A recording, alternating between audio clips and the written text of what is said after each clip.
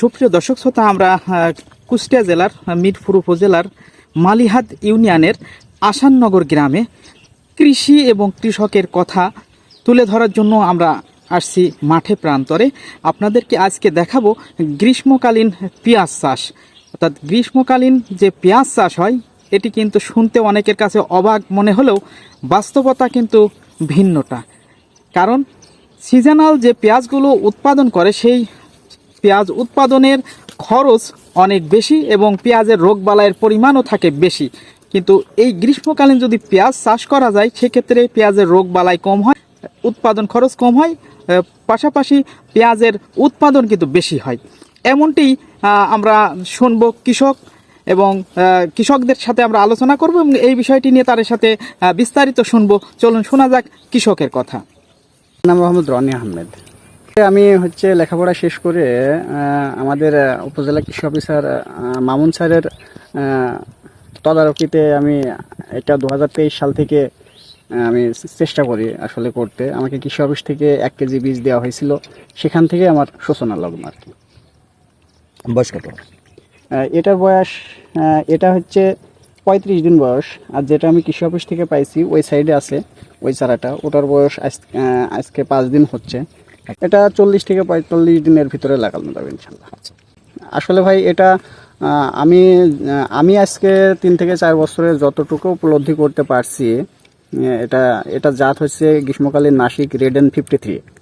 এটা মূলত আমাদের কৃষি অফিস থেকে যখন থেকে দেয় তখন থেকে আমি এটা লাগাচ্ছি। এতে আমার সর্বনিম্ন হইলেও 100 মণ প্লাস ফলন আসে এবং এটা আপনার বয়সকাল 80 থেকে 85 দিন থেকে এবং 90 দিন প্লাস হইলে 100 দিনের ভিতরে হইলে 120 থেকে 40 মণ পর্যন্ত। এখনো আমরা এটা 15 দিন পরে জমিতে লাগাবো চারা উঠায়।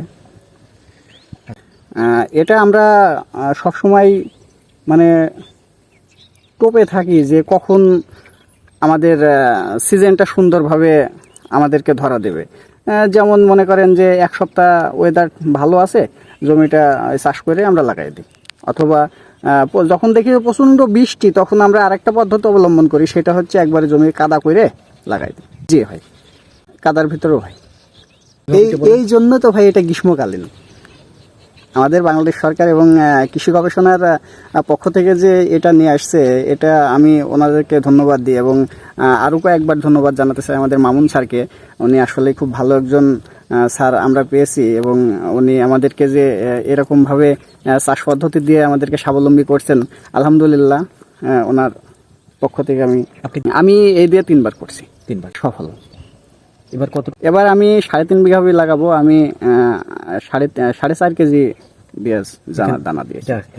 জি জি, এটা যদি সম্পূর্ণভাবে চারাটা হয় 4 বিঘি 4.5 বিঘি হয়ে যাবে। 1 কেজিতে 1 বিঘা বই হয়, কিন্তু আমি 3.5 বিঘা লাগাবো।